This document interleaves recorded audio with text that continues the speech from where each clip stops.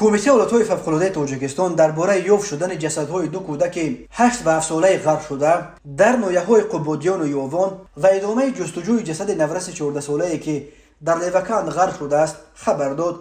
از جمله روز 2 می سال 2023 بنا به اجرای قسم نوبرداری ریاست ولایت‌های فوق‌العاده ولایت ختلان یک نورس 14 ساله از دهنه نویه یاوان هنگام دستشویی به کانال بین دهه‌های وحدت و حیات نو افتاده غرق شده است. جستجوی جسد این نورس ادامه دارد. روز 2 می ساعت 15:10 نجات بخشان در نتیجه عملیات جستجویی جسد یک کودک 7 ساله از دهه عربخانه جماعت به نام ناصر خسرو نویه قبادیان را از کانال بیرون آورده به مقام سپردند. این کودک روز 3 اپریل غرق شده بود و جسدش را بعد 3 روز جستجو 3 کیلومتر پایین‌تر از جای غرق شدهش پیدا کردند. همچنین روز 2 می در کانال دهه ایشان قشلاق جماعت گلستان در کنار شهر لیوکند جسد کودک 8 ساله را پیدا کردند که هنوز 2 هفته پیش شام 20 اپریل ساعت 19:00 از خانه برآمده بی‌درک شده بود. در پی این حادثه ناخوش کمیته